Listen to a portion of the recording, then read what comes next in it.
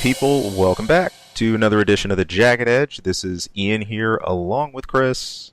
Hi, everybody. I'm still I'm sick. about to say, kind of sick, Chris, might I add. Yep. Now you're I'm not. not mush mouth anymore, though. If you listen to Thursdays, we finally recorded on Thursday. We got it out the review for Walking Dead this week. If you hear me on that one, I sound more horrible than usual. I even referred to myself as mush mouth a couple times, so it's pretty bad. But this show almost didn't happen, but here we are.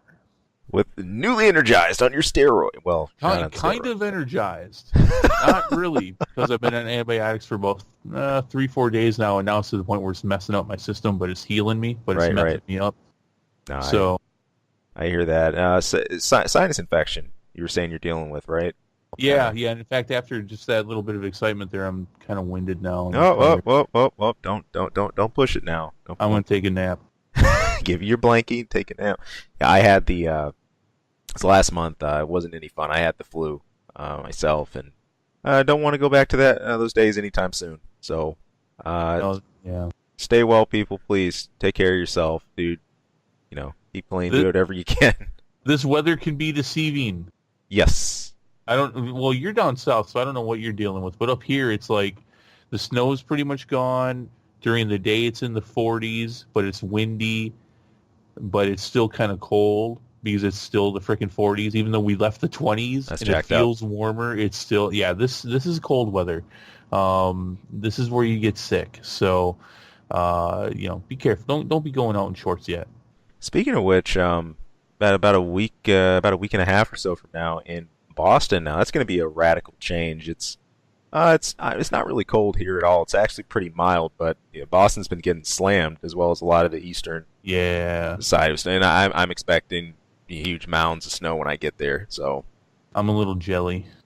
Don't be jealous. Get zealous. No, we didn't. We didn't get a lot of. That's fun. We didn't get I caught that. We didn't get a lot of snow. We got some better than last year. Last year we had like 2 decent snowfalls. I lived in Texas for a while, and I remember the year I came back, the coming winter, it snowed maybe 3 times, and we got maybe 5 inches of snow, and that's in Wisconsin. It's in Wisconsin, and that's just not right. And from someone who just left the land of heat and dirt, which it really was. In fact, that was like they had like a record-breaking drought when I was in Texas. And wow. come back from that, I was like, I wanted my snow. I didn't get it. I had to wait a whole another year. Oh man. See, so I like the snow. We can talk and we understand that. People look at me like I'm crazy here. I tell them I'd love to see, some snow. I say something's wrong with you. No, they don't. Yeah, they don't understand. Okay. I remember when I was living in Austin. I know we're talking about all the good stuff. when I lived in Austin, it snowed once. Well, it snowed a couple times, but it really stuck around once. And they got about 1.5 inches, and it was gone by noon. But the whole damn town shut down. And I'm like, what? It's gone. Why aren't you opening up? It's gone. I could understand this morning. And my roommates are freaking out, and they're like, "Oh my God, Chris, what do I do?" I'm like, "Clean your car, start your car, and if you don't even want to clean it, start your car. Turn on that heater. I know you don't use that much. Turn that on, and that'll get rid of most of the snow on your windows if you don't even want to clean it. And then just drive. Just be careful. Okay, and breathe. Just drive." But I mean, it was crazy, and there was so many accidents. Oh. And it's like you thought it was like the apocalypse had happened. I went to go pick up my dry cleaning, and there was a note on the door that said "closed due to extreme weather." I'm like, it's gone.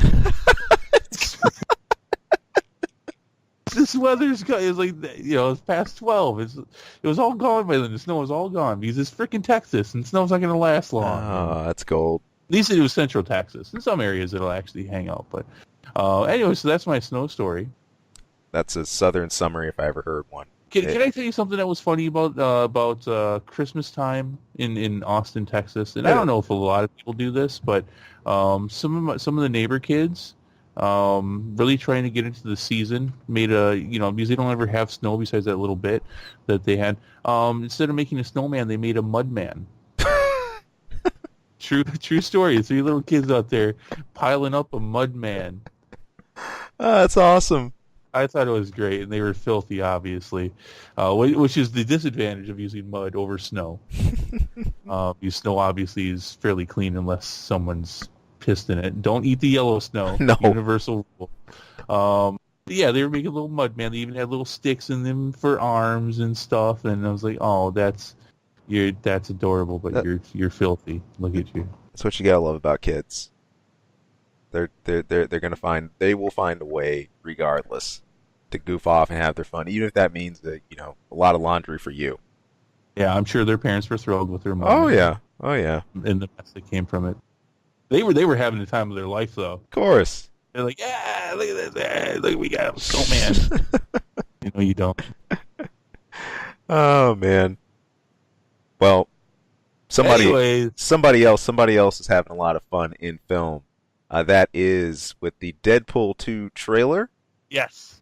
Got a chance to take a look at that, and oh my goodness! Now we've been keeping up with this one and just kind of watching. And I'm going to interrupt to say I called it. You called what? That was X-Force. Yes, you did call it. You saw that you called that on the head. On the head. And that is a huge blatant line right in the middle, smack in the middle of the trailer. With they even make fun of it, which appropriately they should. Yep.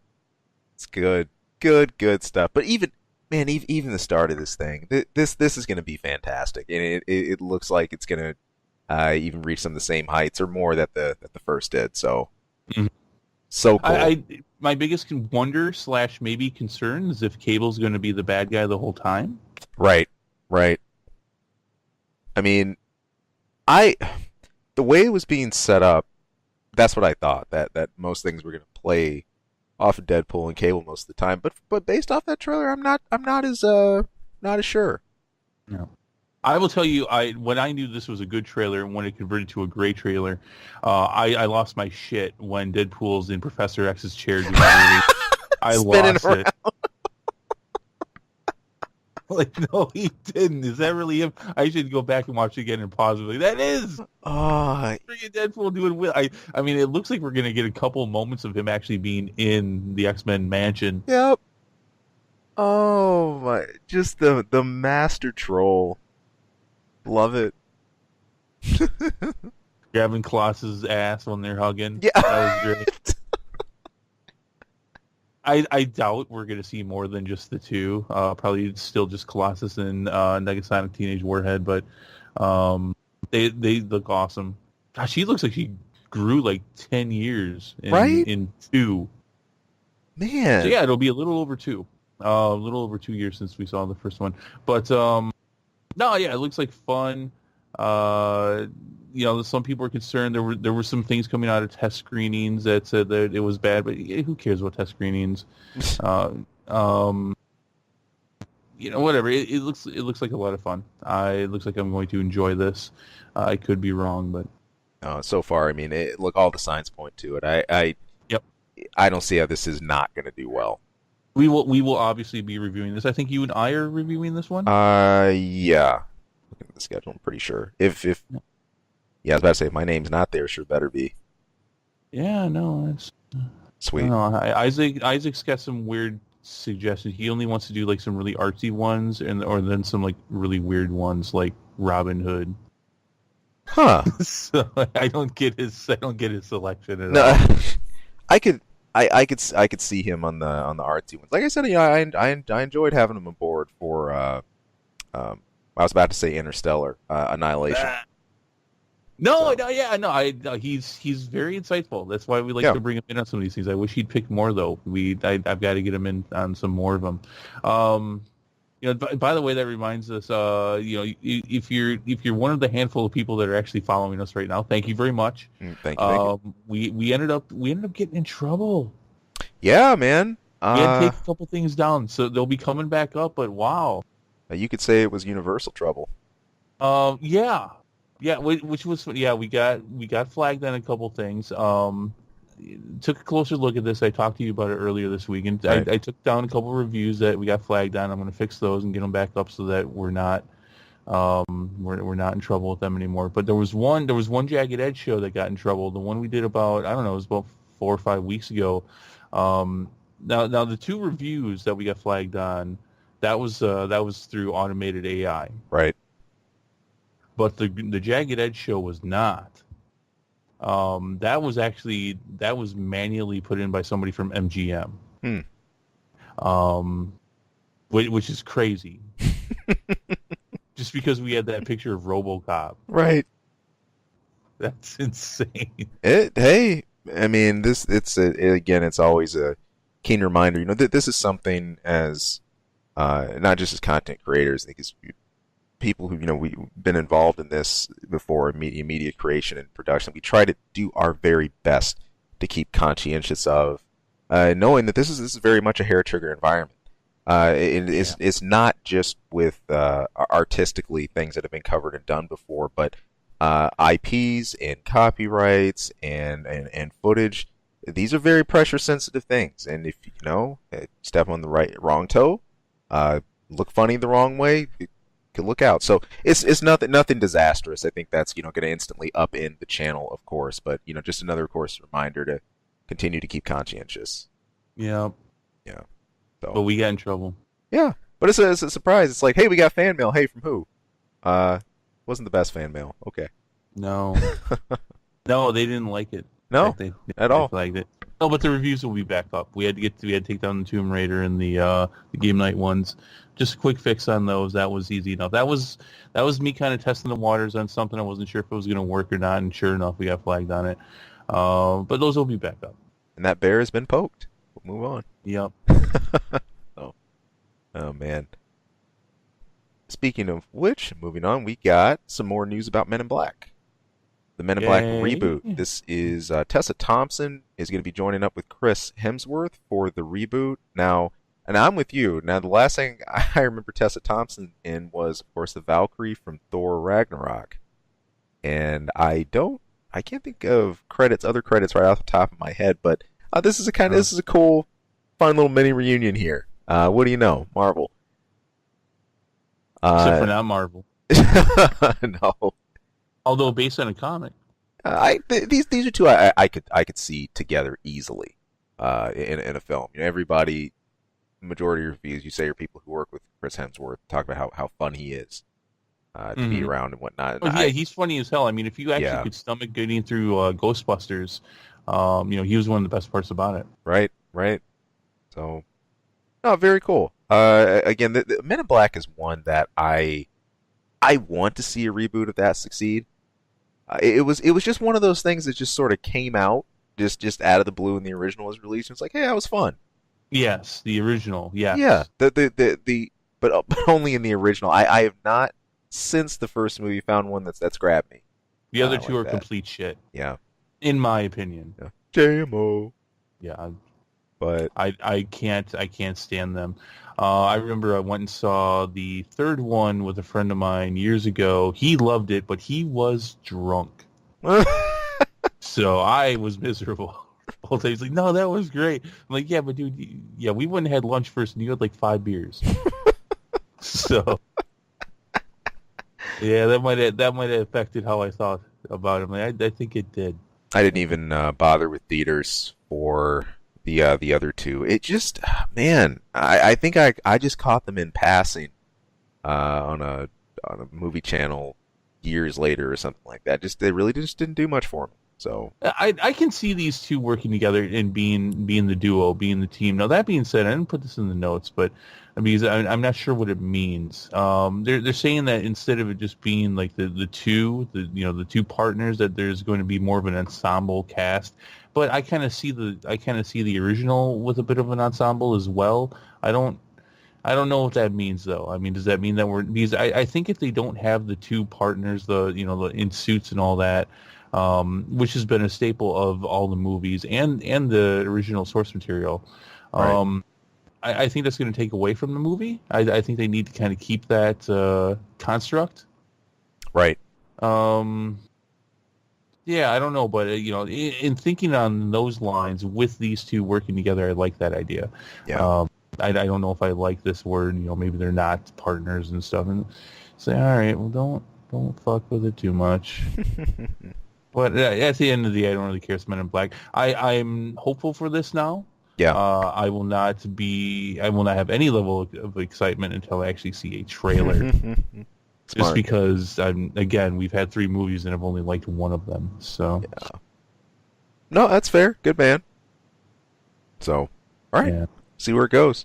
Now, there's one here that I cannot wait to get into. I was really excited looking into this piece this week.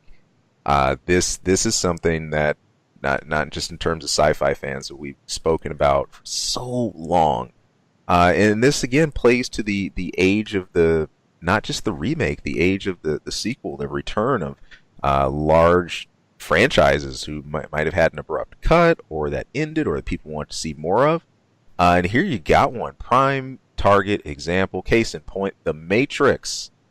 And it turns out, as Zach Penn, who's currently the writer and the creator of the upcoming Matrix movie, or, well, maybe movies, he was quoted in a recent interview. Basically, hey, this is not going to be a reboot. It's looking like yes. this is sizing up to be expanding on this universe, which is Yeah. fantastic. Thank God, Well, because yeah, when this first was announced last year, and we talked about this quite a bit, that was our yeah, concern was that look, you don't need to do a reboot here. There's so much to work with. Don't restart this world. no, Now, that being said, that doesn't necessarily mean that the Matrix didn't get rebooted, I and see. Yep, maybe that's part of the story, and I'm okay with that if it makes sense. Because when we left this world, it was in quite the disarray. right. So, but yeah, don't erase the story we've had. No. You shouldn't do that. So yeah, I'm excited about that. And if anything, there's so many more questions. I was really intrigued by the short dialogue between the architect and between the Oracle at the end of the third movie. The Right. architect himself has finally stepped into even unfamiliar territory and just sort of brushes it off and just goes to the Oracle and says, "Okay, well, how long do you think this truce is actually going to last?" Uh, Even the Oracle, as long as it possibly can. Even with her not seeming to have the foresight to really jump and see everything that's going to happen now. I mean, it's Pandora's box Hmm. has been opened in this world, and there's so many more amazing possibilities now. And I mean, that's just the start of it. Between these major two figures, what's the rest of the fallout from Neo being, well, with a lot of what's popularly thought of him being brought back and reinserted to the Matrix? What happens with him and his story? What about the fallout from the destruction of Aiden Smith, the breaking of his program? Right. What does that mean for us in this world? So tons of questions on the board. This is great. I do want to take a quick look at a couple points he highlighted right from Zach himself. Now, this interview came while he was being. I think they were discussing Ready Player One, right? Yeah, he's one of the writers who brought it from book to film. There you go. Um, he was quoted as saying, "I've been working on Matrix right now, which is in a phrase right now. That's a franchise I desperately want to see brought back, and I can't go into too much detail, but I've been harassing Warner Brothers for years to try to get it going again. So that's one thing I'm working on, and I've been working on a bunch of other things too. Both The Matrix and Oasis in Ready Player One are similar in that they are brilliant ideas for universes, and they are not, when it comes on about Matrix, people were like, oh no, they're going to reboot Matrix. And then I was like, why? I'm not insane. I mean, The Matrix is still one of my favorites. They re-released The Matrix, people would go see it. It doesn't always have to be some of the same characters, but you could go in so many different directions. I agree with them wholeheartedly, and I'm glad to see at least that there's someone behind a project like this that's so excited about it. As we are as There's fans. something you didn't touch on here when you're talking about some of the things that happened in that world. Um, if you're following the current canon, it expands quite a bit past the initial movies, and Right. the Animatrix was great as well. There was an MMO for this world that Yeah, was out for a couple years. That was apparently all canon.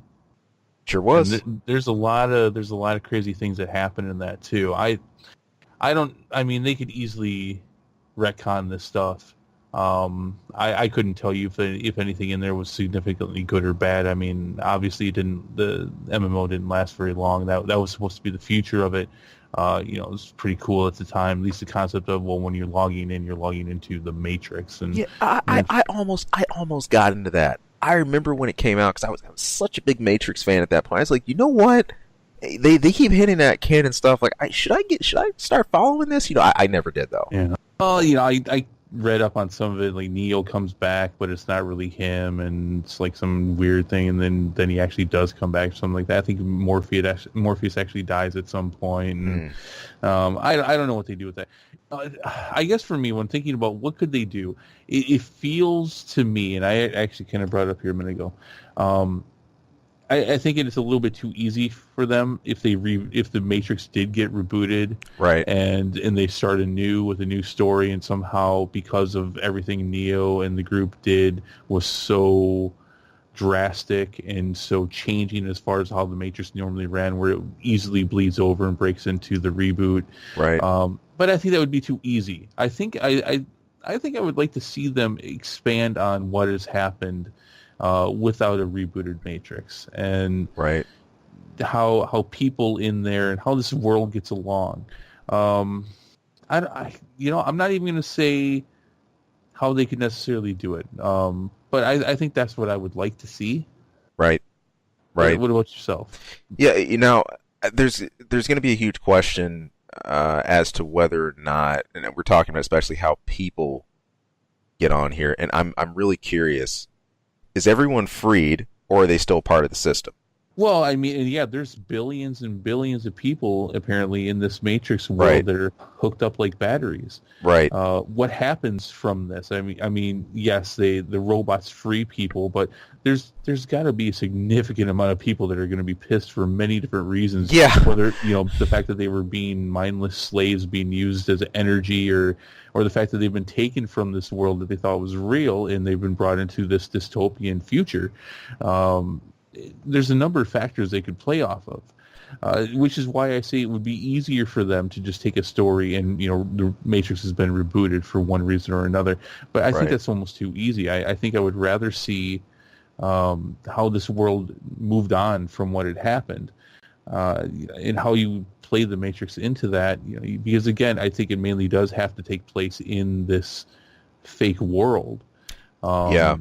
It's Here's I think there's a better story there, but I think there's a much harder story there. I'd agree, and I think we've even had flashes, some small hints of that better story that's kind of lurking within the corners. I go back to the first Matrix film, and I'm thinking of Cypher in particular. Now, he's a prime candidate example for someone who is aware of what reality actually is, what the outside world actually is, but he denies it. He finds a lot more solace in just peace in living in the Matrix. He has that whole, actually it was short, it's like that 20-second shot on Steak and how his mind perceives that right before he gives Agent Smith the codes. And I thought that was fantastic. That was really an analog for how some people are going to handle and process this. And I think that could well be the source for still some dissension, some chaos, some people that don't want to fully integrate or try and reintegrate into this new world. I think very, very much so. That's an example of just one narrative vehicle you can have to work with, and just seeing that on a mass scale and like for a whole population. That's would be really, really cool. So yeah, not to mention the viewpoints of the opposing side. How does the robots and the AI feel about this? I'm sure some probably feel that it's asking for trouble to let people out, regardless of them deserving freedom or not. Where there are probably other factions that feel that in an attempt to live side by side with humanity is the right thing to do. Yeah, and I think all these ideas should be explored, but at the same time, if they explore them too much and you go too far away from what made the at least the first movie for just about everyone and the majority for the whole trilogy, if you go too far away from this, they run the risk of alienating the fan base and what these movies are supposed to be about. Right. It's such a fine line to walk, and something to be it's tedious, something to be really, really careful with. One thing that I love about this too, especially the machine's possible reactions to this, is the level of hate and disdain they Mm-hmm. have for not just mankind, but having to depend on anything mankind related. I think back to the last film, the idea of Neo even giving them any kind of help completely repulsed their main collective. Mm-hmm. I mean, he proposes it and they just shoot it down at first, and the only reason that they even give him any kind of audience is because they're about to be in the brink of extinction. I look at the architect as well, just downright defiant. Neo brings up a couple of points, basically pointing at his own mortality, and just says, like, look, there's levels of survival that we're willing to accept Right. or take. We if it would mean having to necessarily live side by side or whatever else. Yeah, I don't see the machines just rolling over about this. They got according to Animatrix and other things, they got completely screwed over. Last time that happened, I know they're not going to try to Yeah, repeat no, it they again. did. They did. But at the Yeah, same time, I mean, if and especially from the perspective that the Animatrix comes from, which by the way is told from the perspective of AI, of yeah, the robots. Um, I I think there's an actual debate, and maybe one that we might even see in our lifetime, I think so. um, of AI and how you treat robots and AI, and um, you can understand humanity not looking at AI and robots with rights or as people Right. because they are neither. They don't have rights, nor are they people. And in cases like that, we've seen where even when humanity is completely wrong about that, there are cases in the past where they will just treat people and things Right. horribly. It, and again, I think that might even be a debate that we see sometime in our lifetime with the way technology is going. For sure. You can understand where humanity went wrong in this Matrix world, and you can understand why AI is so pissed. Right. And one thing Matrix brings to the forefront is the mistake of hubris.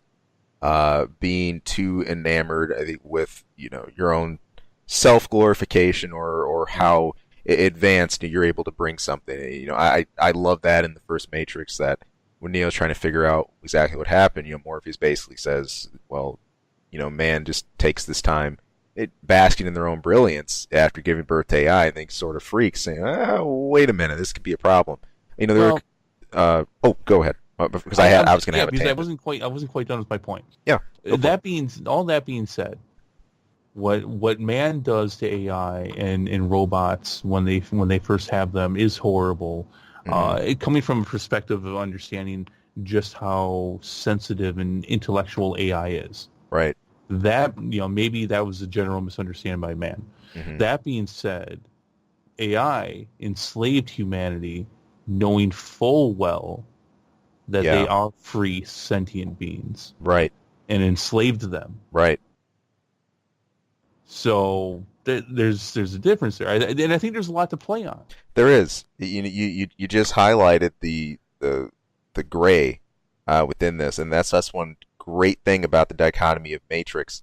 You see the grave errors in each side. There is not just a defined black and white. They're right. They're wrong.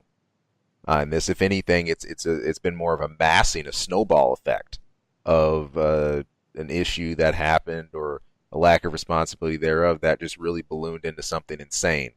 And we have what we do now. You had a couple of other films around this that explored things in the recent 2010s. I think Transcendence and Ex Machina come to mind. I think with I've never seen Ex Machina. That is like the number one movie on my list of movies I need to see, especially with how much is referenced now. I highly recommend that. In fact, Yeah.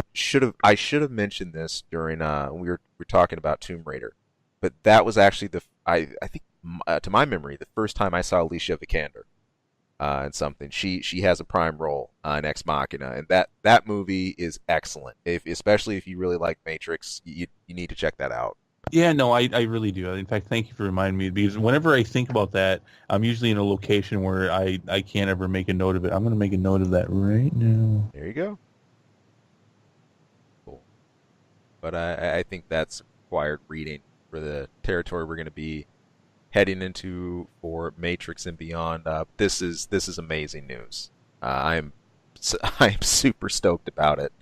Yeah, probably in the next couple of years. It sounds like they're still very much in the early development stages of this, kind of the alpha stages of this thing, and it would probably be a couple of years before we even see so much of a trailer. Yeah. But the fact that they're going ahead with it because it's been teased off and on for years now. Oh yeah. You know, so yeah, but yeah, no reboot, and it, you know, and don't cop out. And because one of the things we talked about when this came up last year was they were talking about a Morpheus prequel, which would be interesting. Yeah. But no, move ahead, I agree. move forward with things. I agree. I'm honestly fine with the last rear view mirror we took being Animatrix. Leave it at that for a while. Or do more of those. Because that was awesome. Yeah, they were great. Yeah. So, good deal. Cool stuff. We'll see. Speaking of work starting up and beginning, work begins on Rian Johnson's Star Wars trilogy. Rian Johnson's production partner, Rand Birdman, confirmed earlier this week that they're officially starting work on his upcoming Star Wars trilogy. This sounds like something like the Empire marching in fans. Do it. You know what? Honestly, I was disgusted to hear this, but you know what? At this point, my perspective on this is, do it. Yeah. If you're so damn sure, if you've convinced yourself that the people who are upset with the Last Jedi are an outlier in a very small minority, go ahead. Go for it. Make your Rian Johnson trilogy. See how it does. If you're so damn sure, go ahead. It won't get past the first one. Playing chicken with Star Wars fans seems pretty dangerous. But what do I know? I mean, look, and I've liked some of Rian Johnson's work. Sure. Before Last Jedi, I mean, he directed some shows for Breaking Bad. We've talked about this. What he did, Looper, was it Looper? I think, or something like that. That was fine. That was fun. This this is just no. You know what? Maybe it's great. Maybe what we saw in The Last Jedi was some outlining horrible monstrosity that is a once-in-a-lifetime thing, but I don't think so. And I don't even think most people are going to be as open-minded as me, and I don't come off as open-minded, but if it can somehow be awesome, and because I could see it. I could see The Last Jedi being such an outlier that, you know, he makes his first movie of this trilogy, and it blows your mind. Right. I really don't think that's going to happen, though. And even if that is the case, I don't think the millions of other fans that are just upset are going to give this a chance. I honestly feel that unless it is that amazing thing and they can somehow convince people to go in and see it, no one's going to forget this. The vast majority of your fan base, despite what you want to think, are adults, and they're older, and they don't forget this name. They're not 10. And 3 years from now, they're going to forget all about Rian Johnson and The Last Jedi. No. If that was the case, you wouldn't have a Star Wars right now. It wouldn't have gotten past the original trilogy. Yeah. They're not going to forget this. But go ahead, make your movie and see what happens. If it still actually goes forward, right? Like, you know, they really go into production with this thing. It will. My bet is it will not get past the first one. It will bomb. All right. It'll have the worst numbers a Star Wars movie will ever have. I don't think the fan sentiment has wore off yet from Last Jedi. No, it's gotten worse. Yeah, it's intensified. Yeah, it just gets worse because people, as we move away from that, because when we first saw it, we gave it the benefit of the doubt. The review. Well, I shouldn't say we. I'll say even me, because this is actually a question I had for you this week. Because I really wanted to like it. I really want to give it a chance. But as time went on, and I gave it some thought, and I watched it again, and I was like, no, this is really bad. It's a beautifully done movie visually, and the special effects and the audio. Right. The story is just it's almost embarrassing that that someone of this experience and magnitude was allowed to make this movie. Right. Uh, and which I wanted to ask you, where because you hear me bitch about this a lot, and it seems like you agree with most of my sentiments at this point. But where do Yeah. you actually sit with this movie at this point? As I've always, I've always been a little bit more of a Star Wars, outlier. I've kept up with the main films, but I've been really, really involved with the fandom, or to be at a level to have something that just gives me vitriol or just really, really sets me off about it. I think my overall opinion of Last Jedi, because I definitely do agree visually and aesthetically and how all those elements work, but the more I look at the storytelling That part of that, aesthetically, thank you, is a perfect word. yeah, Aesthetic. that works. But I see, especially looking at just what happened to Luke and everything like that. It's strange with me. While my opinion has gone further downhill from when I first saw it, I'm not, for some reason, I'm not at exploding like volcanic boil point yet with this, like where I'm turning over tables and chairs. It's one of those things where I'm like, yeah, I get it. Like, yeah, that does kind of suck, but like I'm not on the train that's like Star Wars is dead. You can't bring this back. You can't ever. I'm not there yet. No, well, I'm not quite there yet either. Right. I will see Solo. We're going to review it. I will see Episode 9. I will see this trilogy to its close. Yep. There's some exciting things that are coming up. One of the things that we haven't talked about came a couple weeks ago. John Favreau, I think I got his name right. He was happy in the Iron Man movies. He's produced like half the Avenger movies and stuff. Awesome. He's directed a lot of stuff. Seriously, looking at the list of things that he does is impossible. So I'm almost better off listing what he hasn't done. He's putting together.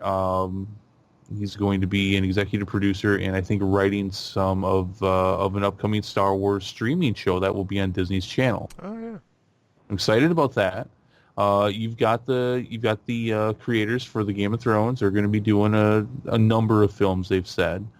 There's going to be another cartoon coming out. I'm excited for some things. But yeah, this Ryan, no, I'm not going to give this any money. I will be getting a bootleg version of this if I decide to watch it at all. Yeah. This will get no money from me. Oh man. I have to take a stand with it. And some people are like, well, stop watching Star Wars movies now. I understand they're talking about a broader point of disliking Kathleen Kennedy, which, I mean, she's Right. certainly not on my Christmas list after greenlighting a lot of this stuff. And I do think that there is a lot of propaganda that she's trying to push. I don't buy most of the SJW hate that a lot of people have when it comes to film and stuff. I don't buy that stuff. Right. But there definitely does seem to there definitely are some elements of some propaganda that's feels like it's being pushed within Star Wars, at least Right. through the films. This I won't see this. This is and this will be the lowest grossing Star Wars film to date, and that again has to be in proportion with obviously the amount of it that a movie made 40 years ago is a lot less than what what it is now. You have to put inflation into the effect there. Right. But using inflation and all that, this will by far be the lowest grossing Star Wars movie ever. Could see it. I mean, dude, definitely. Putting it right there. It's almost like things are sort of in a bit of a cycle for me with seeing Star Wars films, and it's funny. I mean, obviously for movie, it's not like I was even around for New Hope, but looking at the later movies that came out, I went to see episodes 1, 2, and 3 in theaters when they hit. And I remember tuning in especially more for episode 1 and episode 3, especially being that start, being that conclusion. And I remember even the remasters hit. They released those in theaters. I don't believe didn't go and see those. Just I eventually caught those, on home video and stuff like that. So I'm almost chuckling here. One thing that I think taking some more time just to think about where things stand right now in Rian Johnson, it sort of sapped me. When I heard about a brand new Star Wars coming out before, man, yeah, shoot, that's on my list. I'll gladly go out see that.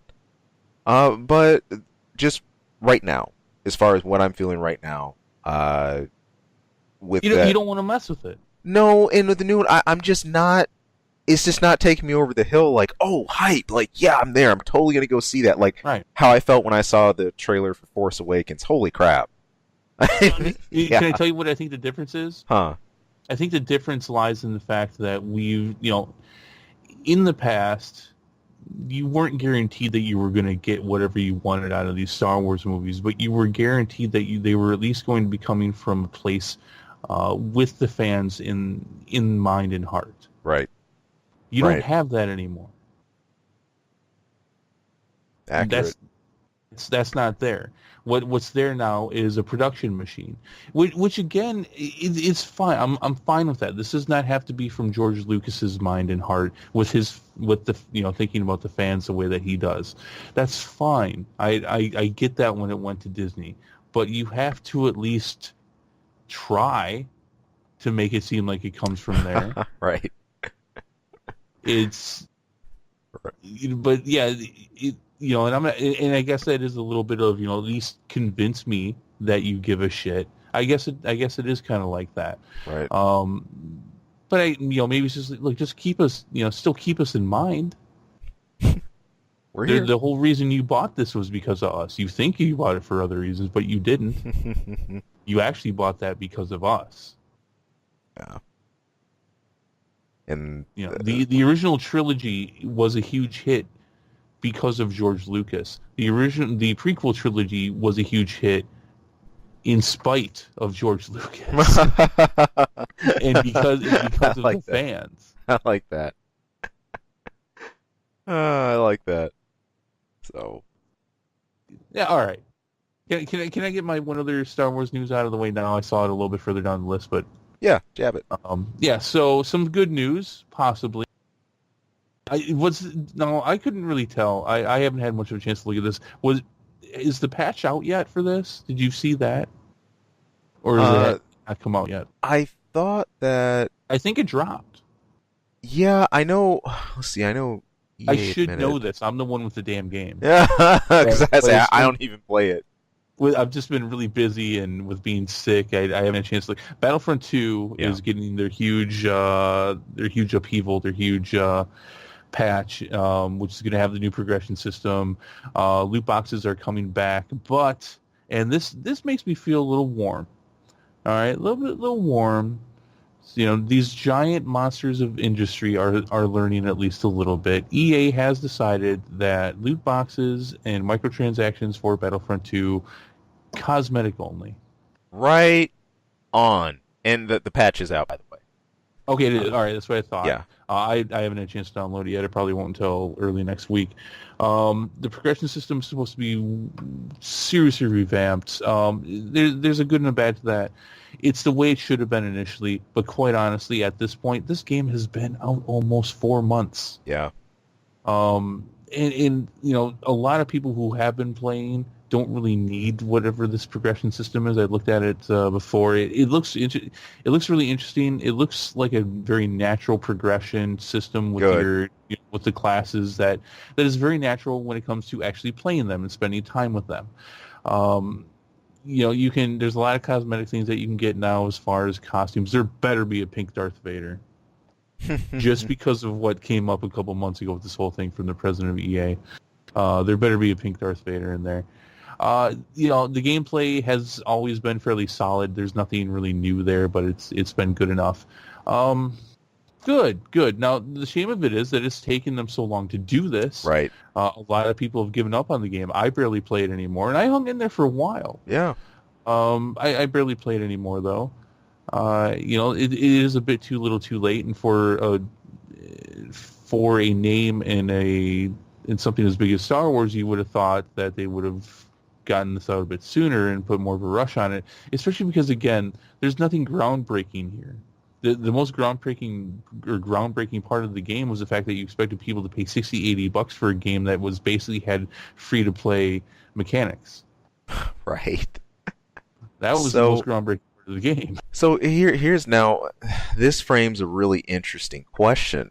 I know there are a lot of people that purposely were outliers in this because of these decisions by EA, because of the microtrans, because of the loot boxes, saying I'm not even touching it for You that. think they'll come back? Yeah, Do you think they'll get interested into it? here's the question. Yeah, if they come back, and more of all, if they really put their money on that, saying that the only reason I'm not playing this game is because of that.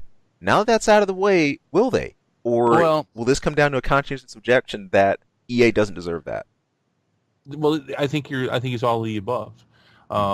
Despite the fact that this has come out, season 2 has not come out yet, Mm, and that's to come out yet, and that's going to have General Grievous and I think Ben Kenobi, and there's going to be a lot of Clone Wars stuff, and that sounds really neat. It's been a while though. This game's been out since mid-November. yeah, It's been a little while, and I think that's the biggest thing. If this was 2 months ago, they probably would have got more people to come back, and some will. I think some yeah, will play it now. I think some won't because they're going to take a stand against it. You have the hatred for the current Star Wars franchise because of what happened with The Last Jedi. Some people aren't going to want to touch those Last Jedi boards. right. There's actually just one, but there's a couple different modes that you can play in and stuff on Crate. I think there's too much against. I think it's been too long. I think there's too much against it, and not unless they drop the price on this thing to like $30. Right. Um, It's still at 60, right? I believe so. Okay. I think it's been too long now, and unless they drop the price on this thing, I really don't see them getting a significant amount of people. Not unless they start some brand new advertising and marketing campaign to really push it, which I seriously doubt they will because they've probably realized the same thing I'm already saying right now. Is that it's a shame. Right. It's been too long. The life cycle of just a game in general, Star Wars or not. Yeah, it's a difficult thing when you're trying to, I think, even capture players. We're not even talking about the retention part of it. There's a really sensitive point on your release of gaining that base, and then of course you got to keep that base with a game like this and keep them engaged with the retention aspect. But with such a calamity on the front end, there's a lot of uphill work to do with that. If not, the ship has already sailed on that. So there's serious talk of EA losing the Battlefront 2 license, or the Star Wars license at this point too. There's some serious talk about that. It's all rumors right now, but there's a lot of it out there. So, I think this is going to be it for EA, and it'll go to somebody else, and hopefully they'll make a lot of awesome single player games and with some multiplayer aspects to it. And No, wow. I think this is it though. This could have been a really good game. There is some solid gameplay there. I had some fun with it. It's just such a shitstorm of issues with the. Yeah, I guess if you're going to assume that your fan base is so gullible and just so willing to just throw money at stuff like that, these are the lessons you learn, and this is how you have to learn them. Simple enough. So, no, right on. And I know that you will have other hands just clamoring to get a hold of Star Wars. If that does indeed go out of EA's hands, I mean that's kind of a big deal. So, a little bit wild. All right, we'll see. I'm gonna keep rolling on the sci-fi trip here too. I want to keep with that and within gaming here, and that's with Warhammer 40k Space Hulk Deathwing. Chris and I picked this one up on Steam, and it's about to get a patch. There is no solid release date for it yet, but right now I believe this is slated for the fall season. What we have coming here, we've got some new weapon mods, new skins, and a whole lot more. The biggest thing here is this is going to be based on an experience progression system.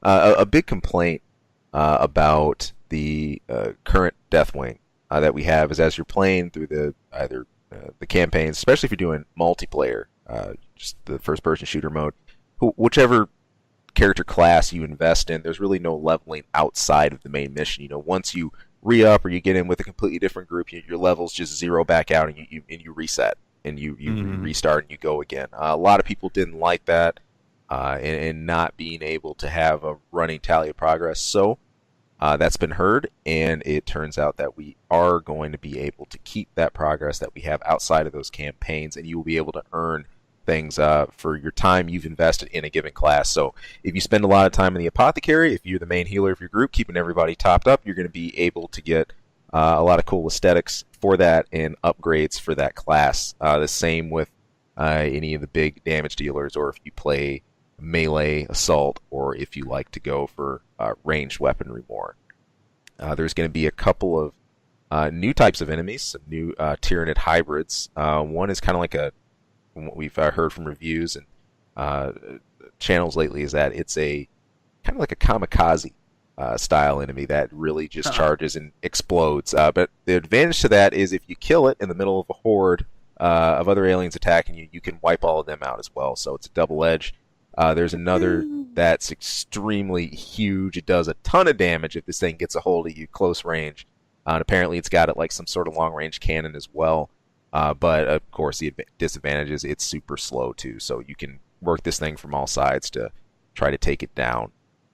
One of the biggest things people I think are hoping for this one is that it has a bug-free release, which it should. I think this has had enough time. It's been out for some years at this point. Yeah, I think about 2 years now, maybe. Yeah. Like a year and a half. This has got it's had enough time to learn to, I think, stand on its feet without having to worry about too buggy a release. The original release for this, unfortunately, was really bug-ridden. You had a lot of broken features, a lot of broken functionality, and lost some people right up front on that. But to date, this is one of the sharpest 40K games, at least being faithful to the style and how, especially if you're familiar with 40K tabletop, how it plays out. The super gothic, terrible 41st Millennium with piloting through the massive Terminator armor suits and just blowing through alien hordes and stuff like that. It does a good job, I think, conveying the weight, gravity, and power of the kind of weapons that you're wielding and stuff like that. And hopefully this does have a good release. So, I want to make a couple comments on this. Now, this is Warhammer 40K, right? Yeah.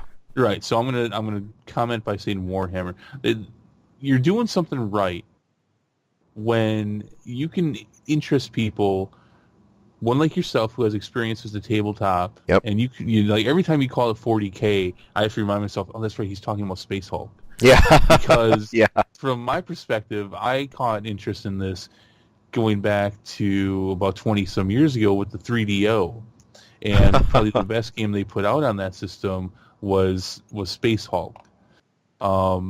It was just such a great game. There ended up being a PlayStation version later that was complete shit, but that's just because there was so much demand to get it off of the 3DO because Right. the 3DO sucked. So that was a great game, though. My friends and I, we had so much fun playing that and figuring that out. That was a strategy game as much as anything else. Commanding your troops and putting them in the right place to try to get your team through way ahead of its time. Yeah. What I'm explaining to you sounds like something that you would see nowadays. This came out 20 years ago. Yeah. Great game. You and I picked this up. This is going to be our first Let's Play. We've kind of moved on from that, but with this this is just a patch. It's not really an expansion, right? Right. All right. So we're not going to have to pay anything more for this. No. Does it say when it's going to come out?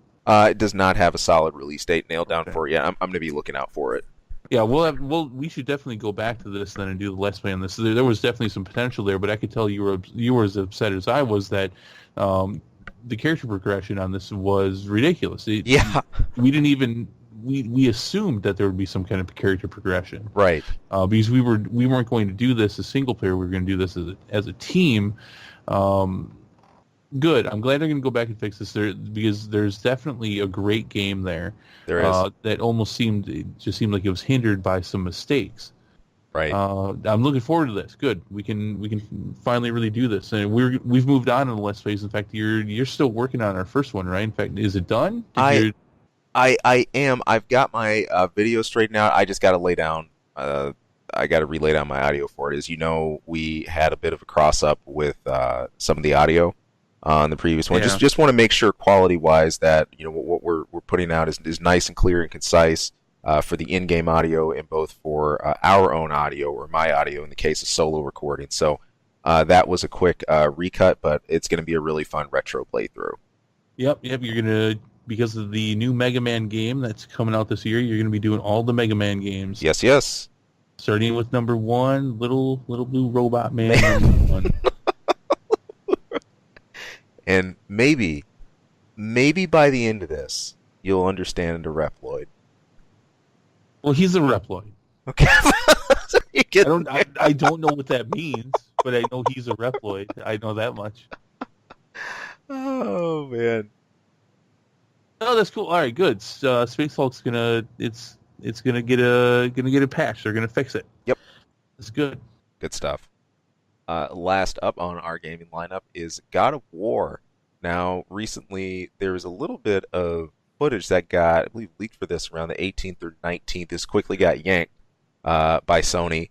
It was too late. A lot of people had already put it up in their video channels and were already talking about it. But now said footage has been revised. Again, you can find this about everywhere. There's been some careful looks in how this game is shaping up and what it's actually looking like. One of the biggest changes being Kratos without his signature chain axes, of course. By playing the end of the God of War games from the end of 3, you'll probably realize why he doesn't have those after the end of that huge battle. I forget why. It was a freaking epic battle with Zeus, and during that, he sort of gets hold of a different type of like power to wail on Zeus, like when he because he's Zeus's son, it's the whole idea. But I can't even call it just pure electricity what he gains. But there's a point where he looks at his axes and they're like shattered, and he just goes to town on Zeus's face. Eventually, he kills him. You know? Yeah, he does. He does. You know, this game came out like what 10 years ago, right? Yeah. You're not spoiling anything. You can tell us. Oh, we can do that. All right. But here we go. They haven't played it in 10 years. Like I own God of War 3, but I didn't get to that point. It's like trying to spoil, Aerith dies. So what am I doing? But yeah, here we go. Many years later, you've got a much more mellowed out Kratos. With Daddy Kratos with his son. And all we know is that he's on the world of Midgard now. This is right out of Norse myth. He's got this awesome metal Viking style axe called the Leviathan axe. It's pretty sweet. It's got boomerang like properties to it. I can't even call it a boomerang. It's more like Thor's Mjolnir. He just calls it to return. And the way the combat is playing with that looks pretty sweet. You've got a set of moves with the axe in hand. If you toss it and throw it, you change to a different set before you retrieve it. And then while you're pulling it, there's different combos within that you can do as well. So some really cool tactical setups that you can do. Still kept this very weighty, the just typical hard and heavy, brutal style combat we've seen in God of War, and it's definitely it's back in spades here. You can really feel the weight behind each hit of everything. No, and that's why I'm not really all that interested. Yeah, I got God of War 3. Like I said, I've tried to get into God of War a few times. It's a very similar game. In fact, I think it's exactly the same kind of genre as the Devil May Cry games.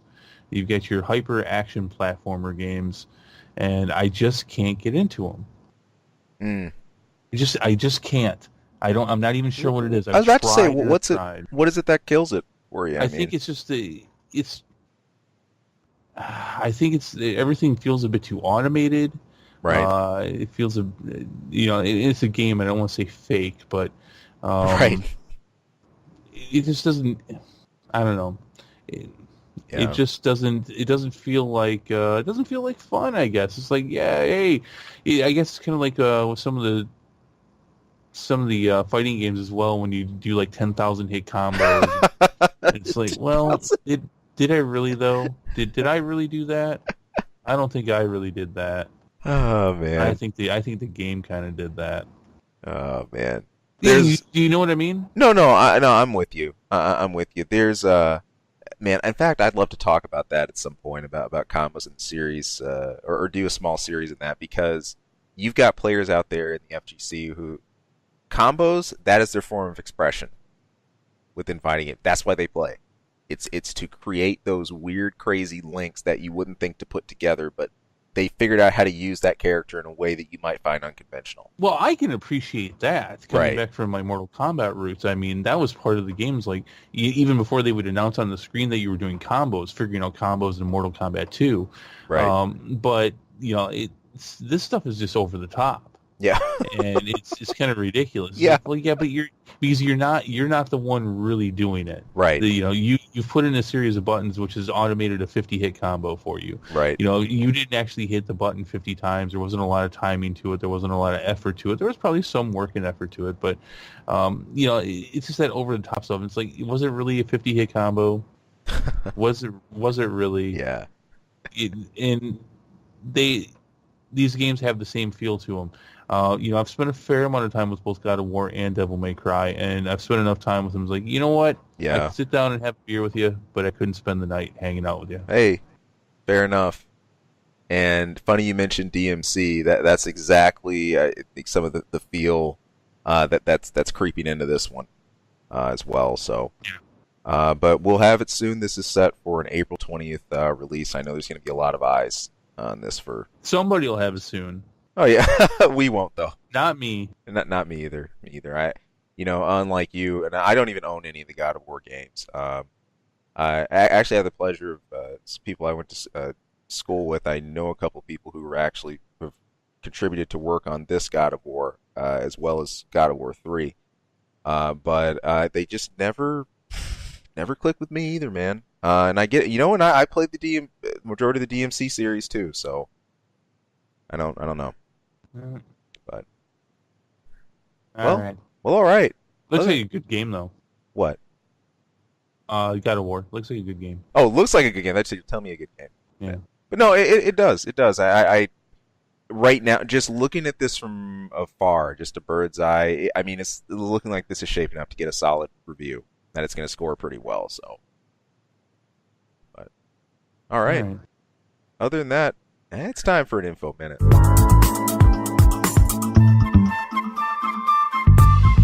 All right. Can I say something real quick before you get started on that? Yeah. These little info minute things. This is not quite as easy as you make it look. It's not. Like, I did the Chris's quick tidbit last week, and that I going over the audio for that, I was like, God, this is horrible. There's a certain amount of the swagger and confidence you got to come in with your own little corner. You do. And I didn't do that at all. You got to trust it and you go with it. It's as much confidence behind it. It's a bit of style, a bit of swagger behind it as you got to be into the topic itself. So Yeah. just go with it. You should do more. You'll get into it. Just do a couple. No, I don't want to do more though. I don't, like I said, like I even told you before or after the show. I was like, look, if this was your info minute, then I wasn't even going to do this. So because there was a good chance it was going to be. No, right. It was a pretty big news piece. So, anyway, just want to say that. So, Fair enough. All right, info minute away, sir. How much do you appreciate being able to do your taxes? No. I hate doing my taxes. Most, I'd say that's accurate. Most people do. However, there's some people that probably wish they could file, or wish they did have some basic stuff that just pisses us off each year. This specific case I'm talking about relates to a man who's a native of Romania. His name is Constantin Raileau. I'm sorry. Turns out this guy learned as of January that he was dead. And he's been struggling with this ever since. So he's been struggling with his death ever since. So go with this. Go with me a minute here. He moved. He's been working in Turkey for about 20 years as a cook. He's 63 years old now. He ended up returning home to Romania to find out that his wife registered him as dead. So this has turned into an absolute legal nightmare because apparently she had hold of the these main papers and everything, and it's been a crazy setback for him because and then on top of that, the court refused to overturn his death certificate because his request to have it reversed was filed too late. So it's too late. Yeah, it's crazy. So the irony of that, it's not too late. Because he's not dead. Yeah. I'm not quite sure where your arbitrary expiration date came from, but I'm still very much alive. He says he's not sure if he's divorced or not. He's not sure if his wife married someone else or not. Nobody will tell him anything. But the story he explained behind this was he first went to work in Turkey in '92. He came back 3 years later, in '95. To a huge shock, he found his wife was being unfaithful to him. This really set off a chain of events that set him back to go into Turkey. And in '99, he decided that he was just going to just stay there, probably indefinitely. And recently, just this year, he tried to actually reestablish some form of contact again. Turns out he got detained in Turkey right near the end of December, and he got deported back to Romania over an issue of some expired papers. And this is a really big deal, not just in Europe and places like that, but if you don't have your papers in order, or if you're an expat, or if you're living somewhere that you're not native to, this is a big deal. You don't keep this in line, they will get on your behind about this quick. In any case, he was questioned once he was sectioned off and he's being deported, and they made the determination, hey, he's not faking. Yeah, this is the guy. But they declared that. But even still, even with all that, when he got home, he spent weeks trying to persuade people that he existed. But this death certificate is still standing. He says it sucks. He wants to file a fresh lawsuit. He doesn't have money to do it. He has diabetes. That makes everything harder. And also he could be banned for life from even going back to Turkey. So it's just this dominoes effect with this guy. And I'm just like, I read this and I said, this is like the start of Old Boy, or like some kind of really twisted movie plot or something. I mean, but this guy's 63-year-old dude's actually living through it. How can it be that difficult? Seriously, how can he not go in front of one judge? Like, here I am, bitch. Well, how is that not solved? You'd think, right? Dude, get in front of a judge, do a funny little dance. Like, hey, look, see, I'm not dead. But all right, change this shit. This is one of those things that I think seems so obvious to us here in the West to fix. That it's like, why is this even an issue? But looking and understanding that there's a completely different system contextually, and yet you're right. This seems insane. Well, your file is dead. No, I'm not. I'm right here. Not file too late. Like, I mean, it sucks because you can't do anything. Like, really, just really odd. I've never read about somebody having this kind of struggle that, like you said, seems like you should just be able to fix this in 3 seconds. But he right. can't. Oh no, we have you filed as dead. Well, but I'm not. Oh yeah, I can see that. Okay, we'll get that fixed. What? There's nothing else. That's it. That's it. That's all there is. I'm like, oh no, I'm sorry, you're wrong. You're dead. No, that's my fault. That's my fault. This is kind of a similar scenario. I dated somebody once who had their identity stolen, and they had outrageous issues with creditors and financial problems in their credit rating and stuff like that because of it. Because somebody had stolen her identity and just went on a shopping spree. That sucks. And so I mean, I remember like she couldn't get a landline in her own name for her apartment. She couldn't do anything. She couldn't get a thing because of this credit rating. She was trying to fight it, but even if she would win in some cases with some companies with what had happened with her credit or what they had done specifically as far as taking a card or something out in her name, she would win that battle, but then she still had all the other battles. And because she had to, in most cases, even though the courts were dealing with the situation, you still have a credit rating out there, right? And you see people's credit ratings through different companies, and each company that you do have any kind of credit or you're making a regular monthly bill to reports to different locations and reports from different. It's a mess. I'm sure it's very similar to that. Yeah. So.